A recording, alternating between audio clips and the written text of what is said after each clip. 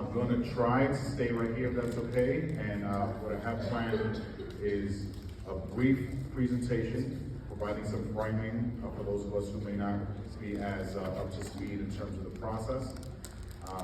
Some rationale, ultimately after the framing, and then we'll open it up for some questions that you may have, or even statements that you may want to make. Forgive my energy. This unfortunately just happens to be the last one of a series of 10 visits, and it also happens to be right before the board meeting, which is incredibly unfortunate for you all, but the team as well. A good amount of us are going to have to rush back to make sure that we're there for the beginning of the board meeting where this is going to be discussed. I'm your proud superintendent. I say proudly, pardon the pun. But with this incredible role comes tremendous responsibility, and sometimes the burden of making tough decisions, this being one of them. Before I get into the rationale, this specific site is a bit different than others because I feel like the district, even beyond my tenure, but as a superintendent now, it's my duty to accept all responsibility, and I feel like there's been neglect on the district on behalf of the school. And that's just simply unacceptable. However, it is the harsh reality of what we're facing. And there's been some failed attempts in the past. But even that probably just simply contributed to where we are now on a more rapid pace. I know that may not resonate, or maybe it won't be accepted, but I felt like on behalf of the district that I'm representing, I just need to say that. But let me get into what we're hoping to do this afternoon. So I know that I'm a guest here, and Principal Keaton, where are you? I know she's floating around. I was going to ask for permission, but I'm going to ask the same from you all as a guest. Who am I to establish norms of engagement? But I'm going to model these, so I ask if we can all do the same. It'll allow us to get into a productive discussion after the presentation. I will listen with care. In particular, when you all speak, I ask for you all to do the same. If we have an incredible team who you're going to, I just called you out just a second ago. Thank you for hosting us. That's all right. That's all right. Let's respect the fact that although some, and I know some because I've seen some faces and some individuals who have gotten to know, who sent some emails, which clearly indicate that they have been well versed in this process. But I also have to assume that there are some who aren't. So we're all in different spaces of understanding in this process, so let's just respect our experiences. And most importantly, let's ask questions. Whether it's related to what could happen or what can happen afterwards in terms of solutions. I'll be modeling those norms as I engage. I'm accompanied with the incredible members of Team DPS. I'm going to have some introduce themselves who are here available, and then I'll do a little poll of everybody else who's in the room. Hi, I'm Jennifer Lemoyne. I'm here representing Exceptional Student Services. If you have questions about IEPs, 504s, gifted and talented, I will be between the multilingual education table at the back and the face table. Hello, my name is Leticia Jarabe. I'm the Executive Director for Multilingual Education, and we are here to answer any questions that you might have about bilingual education. Thank you. Hi, I'm Lori Kramer. I'm with the Enrollment Services team. We're here to answer any questions about choice, school choice, and enrollment that you might have. Hello everybody, my name is Esmeralda de la Oliva. I represent Family and Community Engagement, and our team is back there supporting research navigation. Good afternoon. I'm Deborah Watson. I'm the Executive Director of HR Strategy and Support Team. I will be in room 121 with my HR business partner. We will be talking to staff about any HR concerns or issues as well as EAP.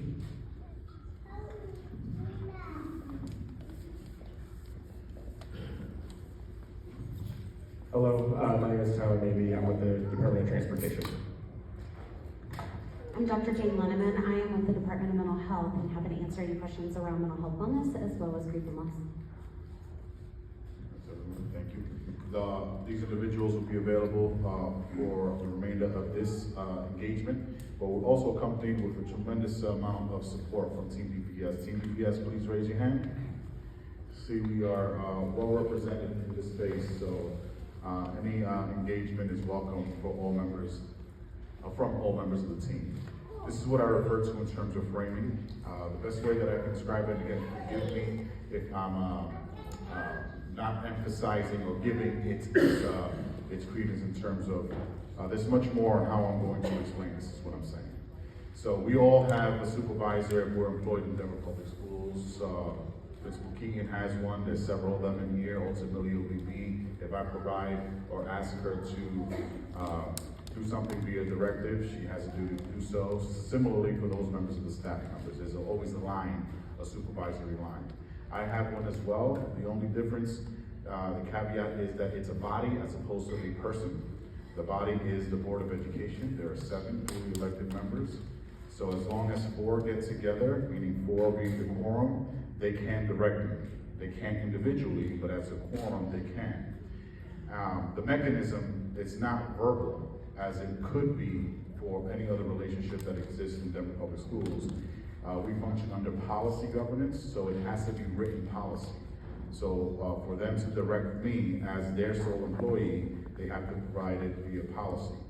One of those policies are called executive limitations. Executive limitations are exactly what it sounds like, and the executive, that being me, I'm their sole employee. Limitations meaning, as you try to accomplish this initiative or this task, please stay within these guardrails.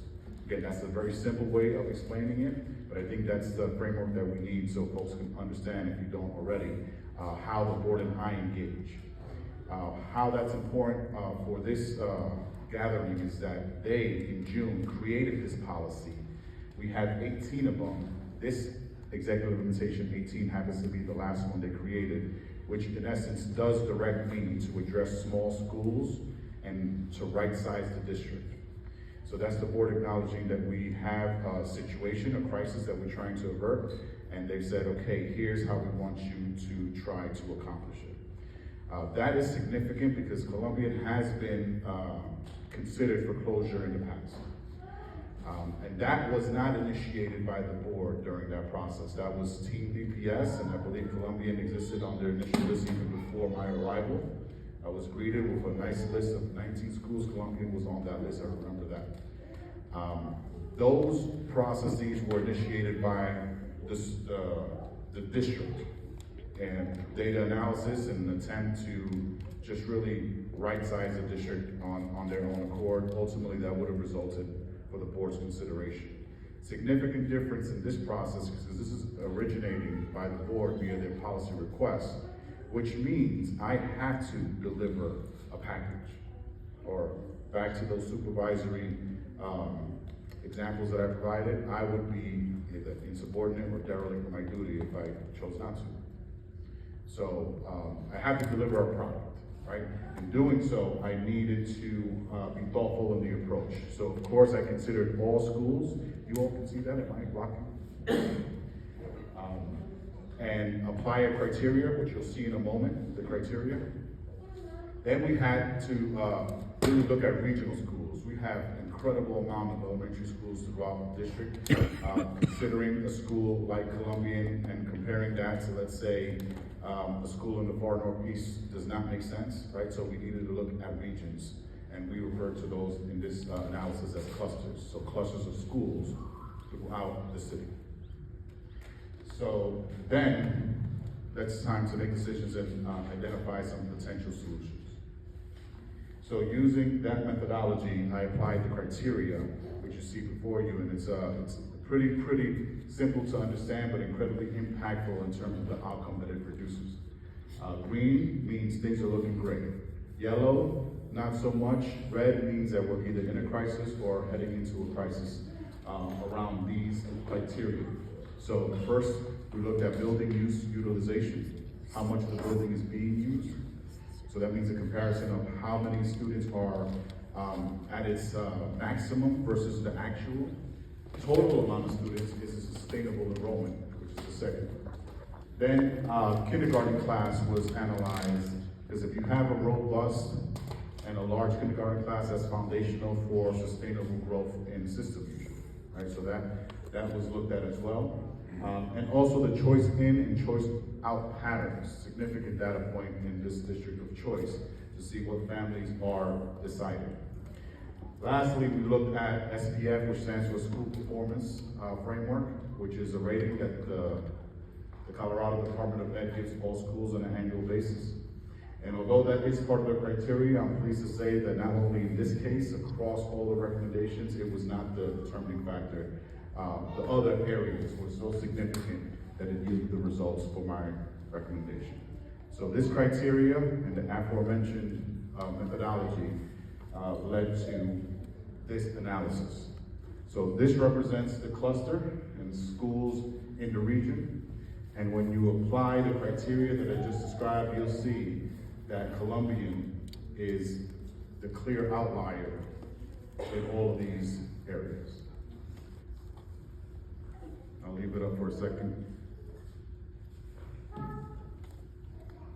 So only 38% of the building is being used. Only 143 scholars do we have here. A 20-student kindergarten class, assuming that could be one class, maybe it's split, but still 20, which is considerably less than everyone else. And we have 13 families, 13 students who have choiced in. It could be from the same household, but 31 from this region who choiced out. That's also significant when compared to others. And although I said it wasn't a determining factor, you'll see also when it comes to performance that it also is the outlier when it comes to that as well. But those first components of the criteria is so clearly defined in terms of where Colombian is, that led to my decision. You want to clarify the question? Yes, clarifying on this slide, because we can't really see it. Can you tell us the usage in the building from the other 4 schools? Sure. So at Bryan Webster, they're at 88%. At Sandoval, 68%. Trevista is at 44%. Beach Court is at 53%, and Centennial is at 60%.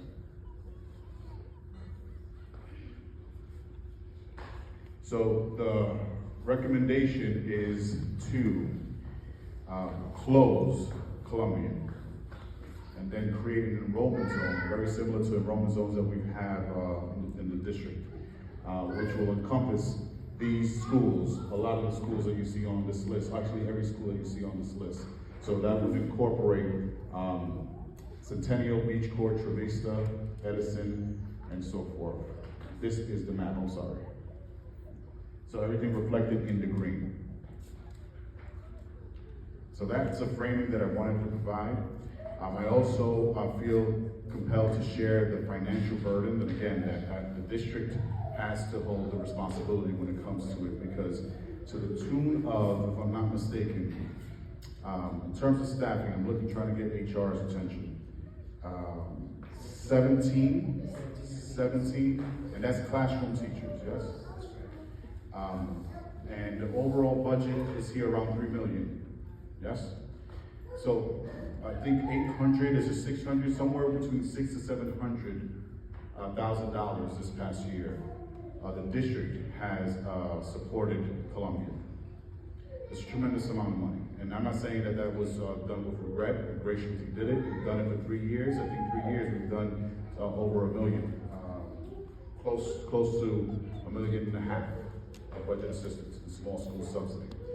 The unfortunate reality is that the money that we graciously put into the system, and this is why I said, like, we could have done more than just giving the money, right? Because the money always has an expiration. And this is common across all the schools, because all the schools was depending on some of that assistance. What's significantly different here is that you all have been consistently named on these lists that we put out, right? So I feel like we could have maybe done a little bit more, I hate to say aggressive, but maybe aggressive in either recruitment, aggressive in terms of repurposing, aggressive in terms of actual closure, instead of it just lingering. Because what has happened is those funds expired September 30th. Those are the funds that we received from the federal government because of COVID relief funds. So those of us who were here, remember all the masking that we did, the infiltration, making sure that we had personal protective equipment, the PPE. A good amount of that money was earmarked for that. Another component of that money was supposed to accelerate the learning. Remember learning loss, those terminologies that were being used widely across the nation. Then we were allowed to use to our discretion as long as they went straight to the school. And that was the funds that we used for schools like Colombian, where at Colombian, you all were allowed to continue as you are as a staff because of those resources. So this is what is so painful that, and I've learned that maybe this comes off the rec, but I've been asked, at least in the last 3 sessions, to say it clearly, because I have a duty to. The board is voting on Colombian and all of these schools that I'm considering in a couple of hours. Colombian will look incredibly different next year, regardless of what the board decides. Meaning if the board does not accept the recommendation, which they can, you all who've been here have been part of that already. When I've said we should consider this, they said no, it's their prerogative. The problem is that what's different this year versus those is that $700,000 doesn't exist. So that means that translates to over 12 educators. And we just calculated potentially 17 classroom teachers. So it's gonna look significantly different. And what's so scary about that is this is painful. I think you can hear it in my voice, and I'm not saying that I'm sharing the same pain that you all are repeatedly. What I'm saying is that it's difficult for me to try to support knowing that I cannot. So this, to me, is the necessary approach, because what could happen next year is devastating for staff, devastating for families. I mean that if we're engaging, expecting to come to Colombian, and then we cannot have the appropriate ratio. That's how we do operational closures and snow days. Some think it's just weather related. No, it's because there's call outs, and we cannot legally have, just like we go on trips, you have to have the appropriate ratio. When you don't have the supervisory ratio of adults to students, it's a hard closure immediately. And what happens then is teachers have absolutely no guarantee. So no employment overnight. And similarly, or even worse, families now, instead of having choice, like in this proposal, where you have guaranteed placement in any school and also transportation in any one of these schools, now we simply just give you some vacancies somewhere in DPS, and hopefully you can take your child there. That to me is devastating. So as painful as this process is, and it is, and difficult, that reality, and I hate to say it because it's not even probable, it will happen, scares me deeply. So that's my recommendation, and wish we could have done better, not only for Colombian as a system. And if someone has a question, how did we get here? My theory is that we, at one point, built a whole lot of schools in rapid succession. And there was no plan on what would happen if we didn't have the amount of students that we had at our peak 10 years ago when we were at 93,000 students. Thank you. Questions? Well, I have a series of questions, but I'd have to say all the new schools that were built way back when in the head weren't those charter schools? They were, most of them. Okay, most of them were charter schools, so that's a big distinction between some of the other district schools. But in 2022, there was a long period of time for community involvement to get out, and there was a community citizen committee, and there was tremendous pushback, which is why a lot of the schools, you closed like 3 schools. Okay, here you were going into a meeting in an hour, and we're sitting here. And you came up with the list on the 7th, and now there's an hour before. So there's no time for these hardworking families, these hardworking staff members to really get together and say, what is it? Do we really want to rally? How can we rally? You didn't provide that opportunity, and why is that? Why did you choose to eliminate our voices? Thank you for your question. You are right in terms of the OB expansion, not exclusively, but the majority of them were charters. To your question, this was not done with any malice. The Board of Education's executive implementation says very clearly that I need to produce a solution set of schools by November. It also says that the Board of Education needs to vote on said package by November. This is important because this is going to answer the time frame and how condensed some feel that it is. The board engages 3 times per month, one of which is just public comment, meaning there isn't any action that the board takes. So it's really 2 opportunities. One in the beginning of the month, and one towards the end of the month. So naturally, my response was, at the beginning of the month, November 7th, here's your list. And also naturally, the only opportunity was today, the last board meeting that's already scheduled a year in advance. So although it may come off circumstantial, that's the reality. The 2 dates in November determined the list and also when you can gauge. In terms of what today is, there are 10 schools. And our team did incredible work trying to schedule, so thank you. But also, the EL calls for the board to engage on their own, which they did last week, and then for me to engage. So although it's an hour, and again, there's no response that I can tell you that will make you feel better. You have every right. I feel uncomfortable with this.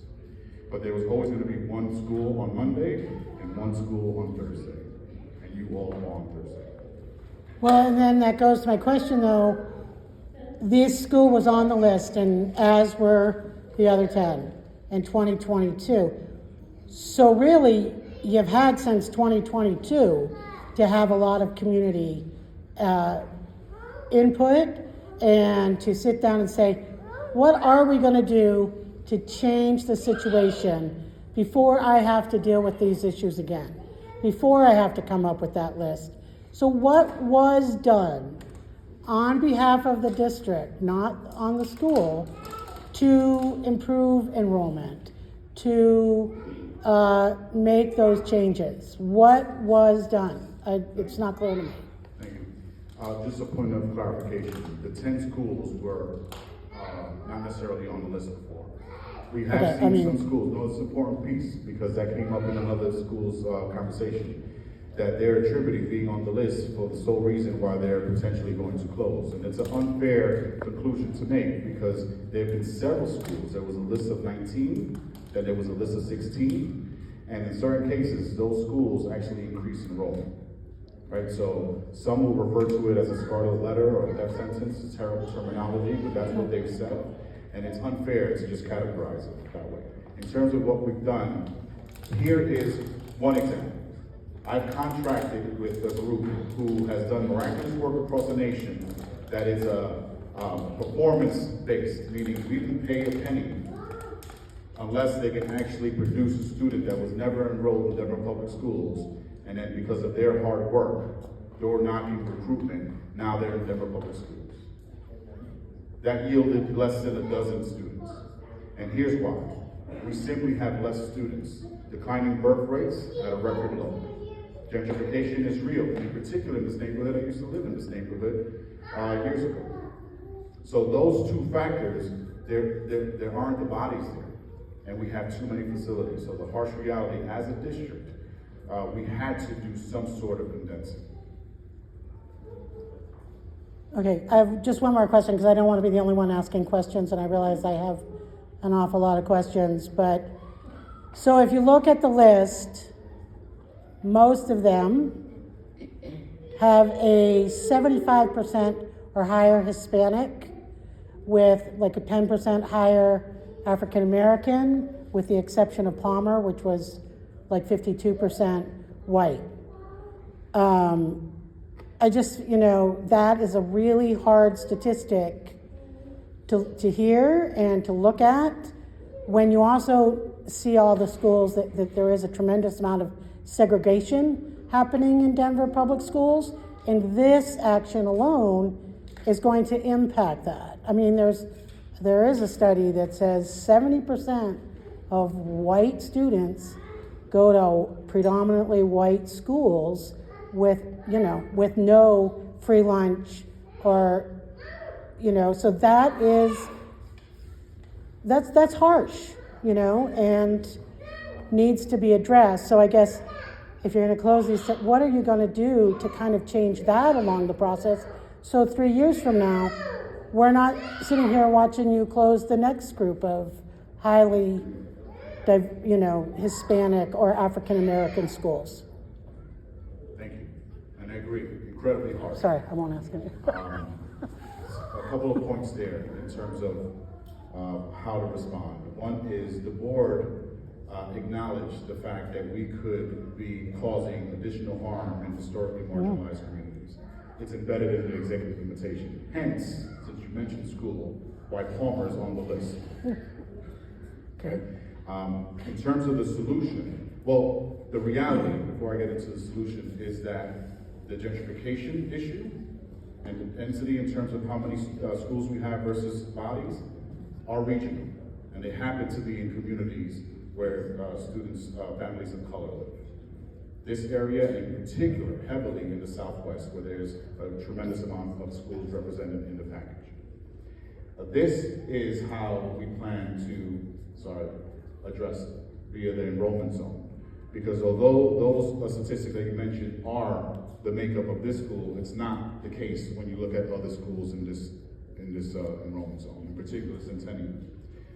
So the enrollment zone is to diversify our existing schools moving forward. Thank you.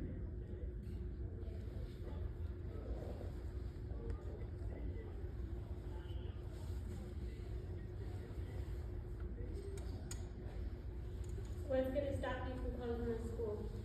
Because it seems like absolutely nothing. The school has been on the closure list for the past 2 years. You guys keep throwing us out there, How do you expect us to move up when you guys keep putting this pressure on all of us families, all of us as a community? We've had 3 new principals in 1 year. We've lost so many teachers because you guys can't leave us alone. Our small schools have little numbers, but they make a big impact on all of our lives. So that's the question. What's gonna stop you guys from closing our schools? Thank you. Thank you, I appreciate that. I don't mean that facetiously. Here is the dilemma that the district is faced in. That we are running an ineffective system. Yeah, you are. No, we are, not in the way that you're alluding to. But We're why heading are to you a taking crisis. We're heading to a crisis.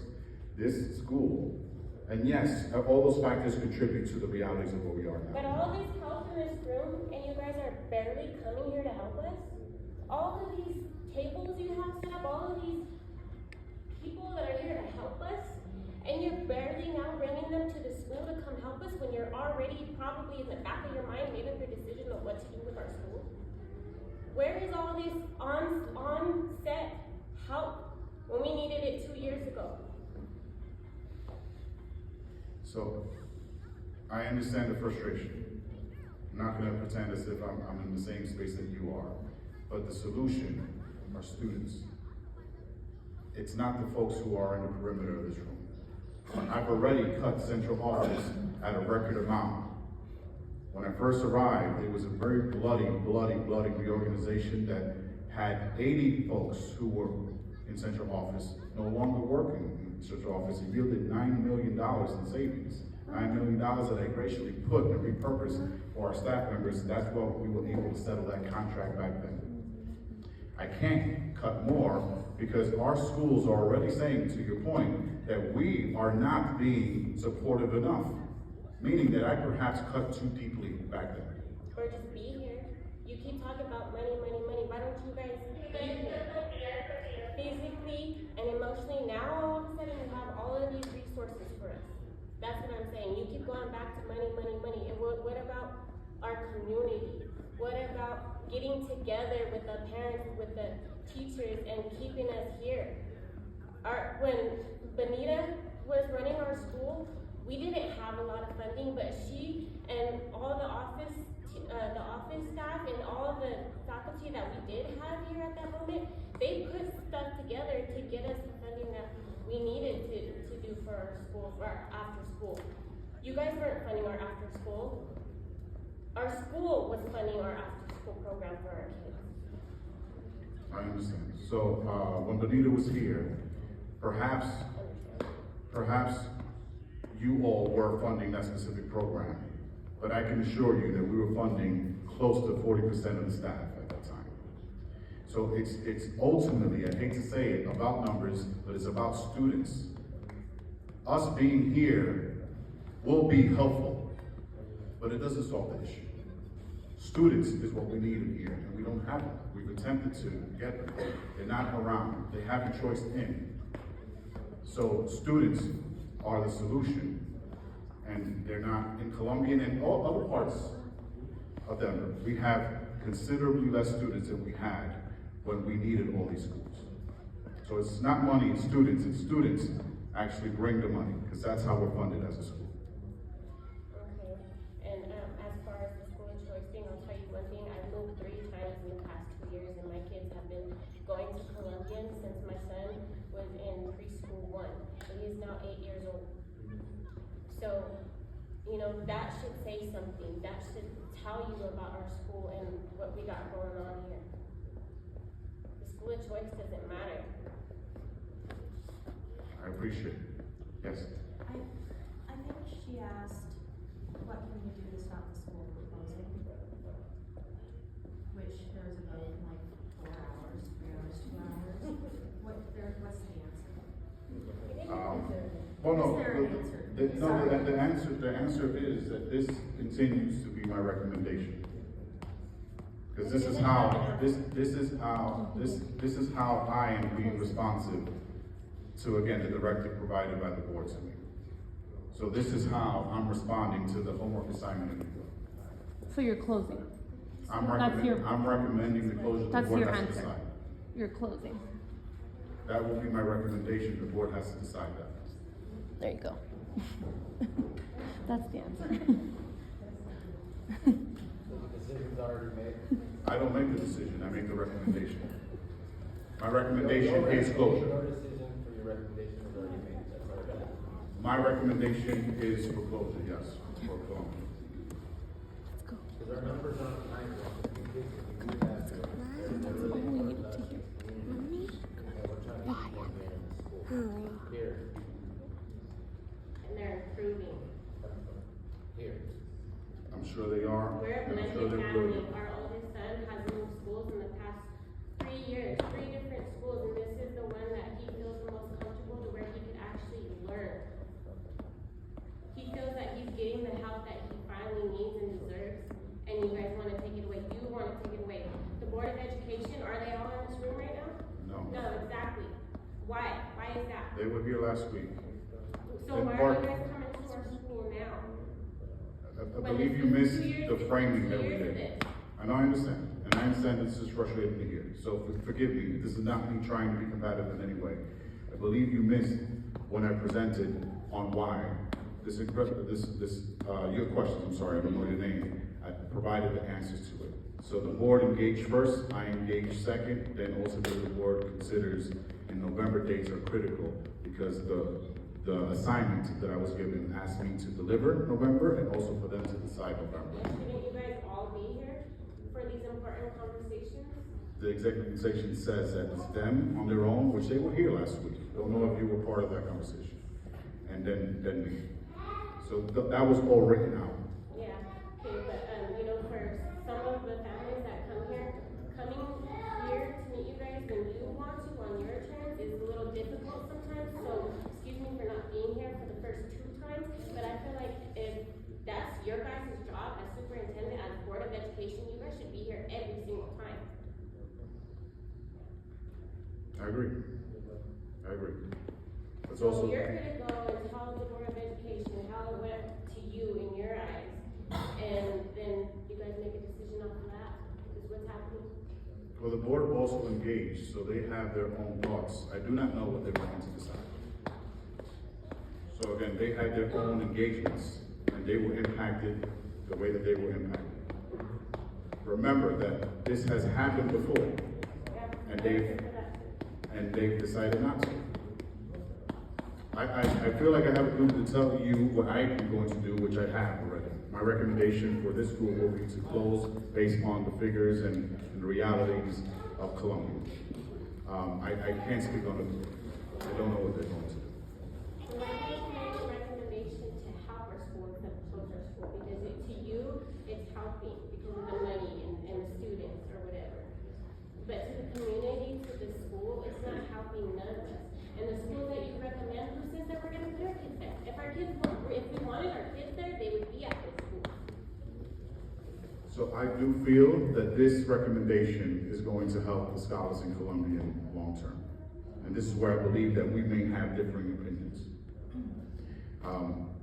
And I don't want to keep going back to resources, right? Because the experience that you have mentioned and that you adore here will not be the same next year here.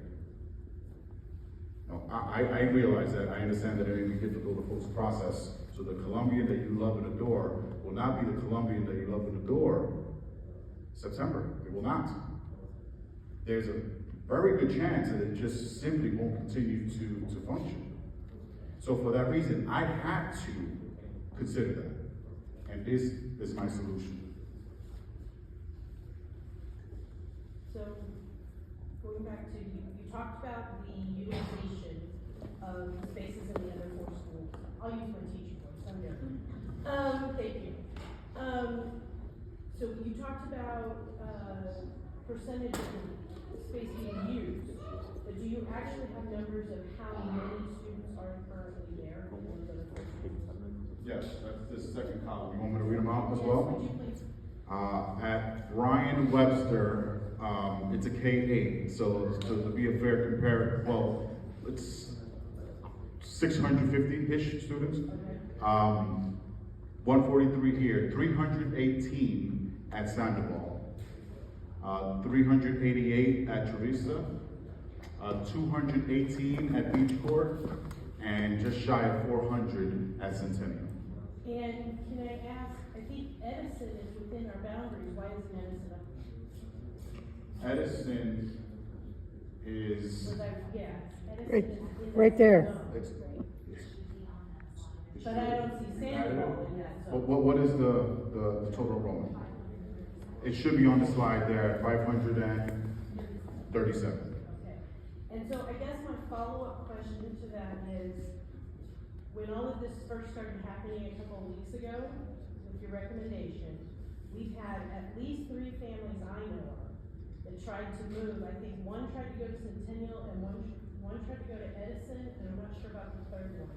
And they were told they are full and could not go ahead and make the transfer now. So can you speak to that?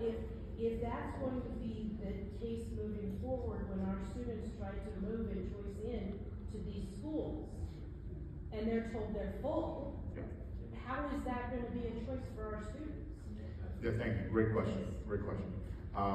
What I can assure you is that every school mentioned in this enrollment zone will have ample space for every student in Columbia. The difference is that I'm referring to the choice enrollment window, which opens up in a month, right? That's when we start doing projections. Right now, unless it's a hardship transfer, it is an automatic no. So that's the reason why. It's just the timing. But it doesn't necessarily mean they're full, so why are they saying? Well, If they can say an automatic no without even a reason, why are they saying we're full? They shouldn't say that. I think that could be their way of explaining that they've already set, very similar to what happens here. Those leaders, October count, maybe familiar with October count, critical time where we freeze, even though student population fluctuates well beyond that. That's when they set the schedule, program, and then it stays put. Maybe, I have no, it's actually the wrong way for them to reject. They shouldn't say that. But I would guess that that's their way of saying, okay, we already have our schedule set in our class sizes. But this recommendation is not for immediate, because what would happen if students start to, and families start to, if they were allowed to, or they actually do pull them out and go elsewhere, then this process that I'm alluding to, the potential outcome, starts to really accelerate. Oh, sorry. For special education, schools weren't allowed to turn special education students away. And I think that's probably still the case.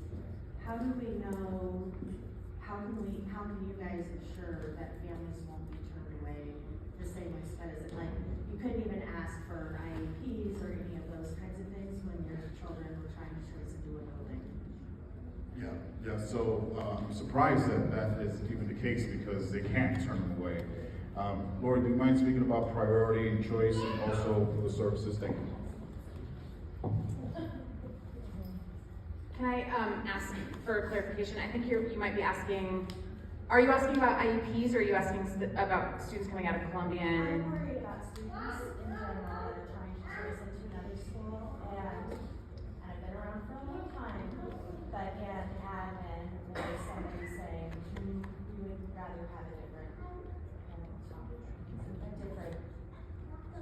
I worry about biases. Okay. So for families to participate in round 1 and round 2 of school choice, we prefer round 2. It's your best opportunity to get the seats that you desire.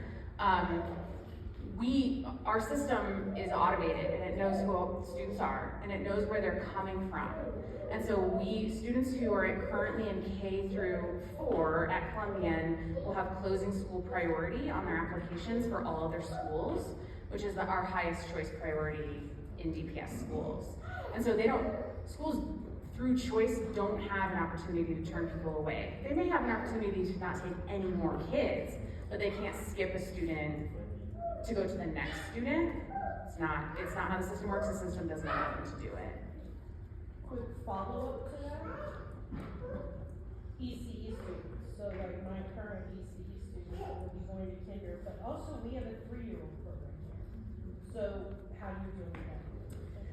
So ECE is not guaranteed in the district in general, and so because of that, the current ECE students will not be eligible for the closing school priority. However, if there are siblings applying together, our system works really hard through something called family link, which is very technical and I won't get into it, but to keep those siblings together, we work very hard on also a human level to keep siblings together. ECE students will apply, and if they reside in the enrollment zone and they're applying to an enrollment zone school, they'll get that priority for the enrollment zone over someone who doesn't live in the enrollment zone.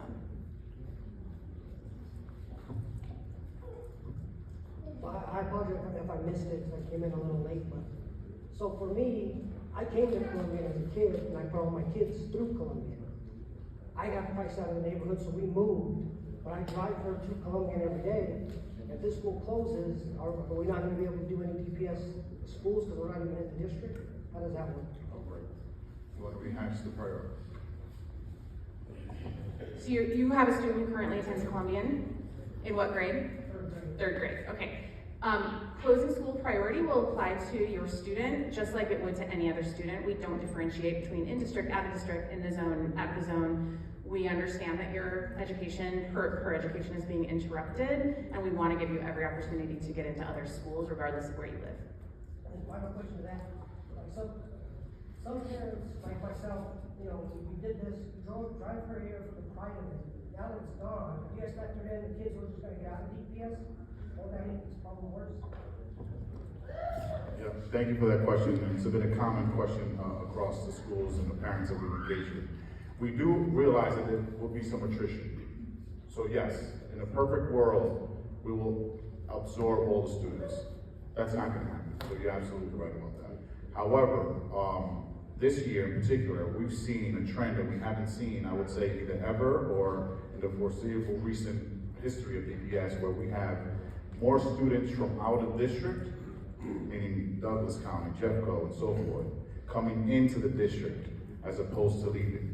So this year, we've seen a trend that folks around the metro area are choosing DPS. So we are banking on that reality. So we hope to Colombian up again, people wanna come here? So that's a great question. And actually, interesting, out of all the engagements, I was expecting a question like that, and that hasn't been presented until right now. So the question was, if folks come on in and we have a need for a school, we open it up again. The answer is very probable, right? Because the last phase of this, let's say if the board does accept the recommendation, then we'll know that this school will close. It will not be a school the way that we see it now for next year. But before then, I'm asked to come back, team, to engage with you all to see what you would like this space to be. Meaning we won't sell the building. It will still be a DPS facility. And at that point, we can explore what it is, right? Some of the common requests have been daycare centers, ECEs, things that will not require major shifts to just outfitting the building. And I believe that that's safe. I'm not saying that that's what you all will like, because at that point, that can easily grow right back into any school and any grade level at that capacity, right? I want to acknowledge, although we're forecasting a decline, we were surprised this past year with 4,000 new to country students, right? So in that case, that actually did save some schools from being recommended. Unfortunately, it didn't save, because even if you did accept, not to the tune of something that would have made a significant difference in terms of the total tally of enrollment of students in this building. So in anticipation of the fact that we do not know, also looking at potentially what's going to come down the pike from the federal government, we do not know. So there's a sense of uncertainty when it comes to just the political landscape. We have our statistical analysis that we rely on and has been proven to be the more accurate compared to the other entities who've done their own, particularly Denver Housing Authority and other organizations who've done their own analysis. We've been a little bit more accurate. However, that does potentially allow this school and all the others for that matter to reemerge in a different way.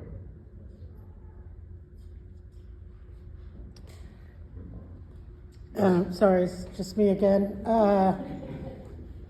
I just think that not everyone, perhaps in this room, is aware, and I think for some of the parents, is that all of the new schools that were added, which are predominantly with charters, and those charters cannot be closed. And they're gonna say, oh, 2 did close on their own, so good for them, yay, yay.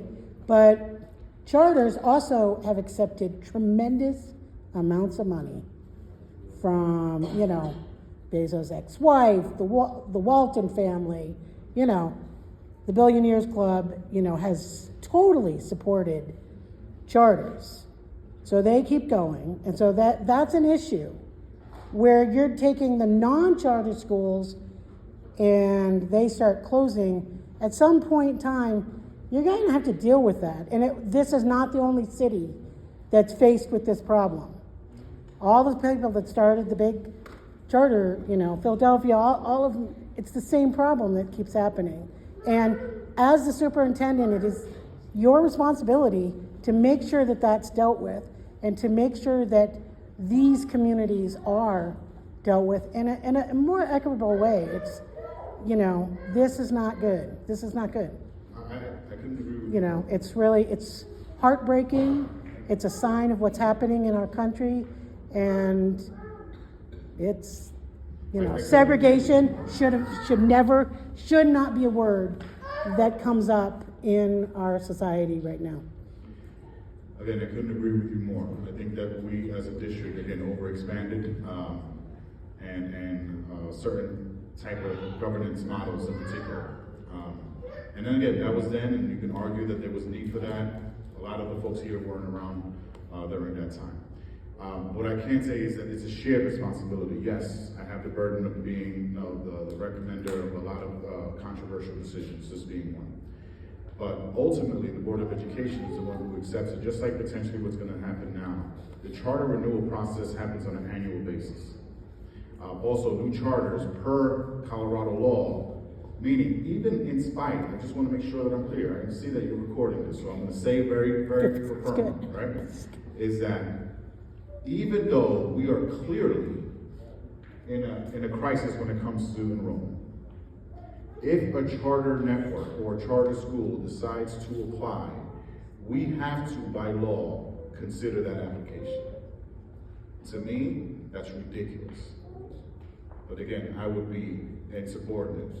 And then I have to make a recommendation, and if you check historically, they've all been denials, and it goes before the board, and the board ultimately decides. That burden is truly on the Board of Education. I share a portion of it. Think we have time for one more? This gentleman? And this is just clarification for me. On the night that the school, that you made your recommendation to the Board of Education to close the schools, was there not a meeting also that night when 5 different charter schools were recommended, all of them, even though one of them has an enrollment of, I believe, less than 200 students to be renewed? Yes, there was. And in that annual renewal process that I mentioned earlier, it's based on a criteria that's predetermined, and it's mostly, if not exclusively, on performance, and it purposely says that we cannot consider enrollment. Another tremendous point of frustration. Yes, you can see how that's frustrating to somebody who's being told that our enrollment is low, to see a school like that. Thank you for clarifying. I will go with this gentleman, and then I'm gonna take off. I just want to say, like, we just need to make sure all these resources, like, that we have here today, no matter what the, foreseeable future holds, we provide those to the students. Like, this really, like, impacts me deeply. I went through the same thing my freshman year. I was at Manual High School with Superintendent Michael Bennett. We were promised, like, all these things and, follow up after that situation. And literally, we were given a laptop and a bus pass. There was no follow up all throughout, high school. There was talks about, like, honorary diplomas, just for them to turn around and reopen the school, a few years later. So it's like, none of those people who were displaced had a sense of belonging, especially people, who were close to finishing the diploma. So it's like, we need to follow up with those students no matter what, and just make sure that we're supporting them, and just really, like, put students first, because it impacts them, like, a whole lot. I appreciate that. Thank you for that. The team actually appropriately, in terms of a transition point, are going to remain to engage, to ensure that we can not only honor that, but also so you can see very clearly our intent in terms of providing those supports. Colombian, forgive me on many, many, many fronts. The fact that I have to leave to go to the board meeting, but also the fact that this is on the 11th hour, and that this is my recommendation. It's not something that I'm excited to do, but I feel that I have to, morally, but also as a superintendent who has to be responsive to the board. Thank you again. Thank you, Dr. Marrero. As you said, the central office team is going to be sticking around, and we're able to answer questions, we're able to hear your concerns. We'll actually be back here in early December, and so if we're not able to answer a question now,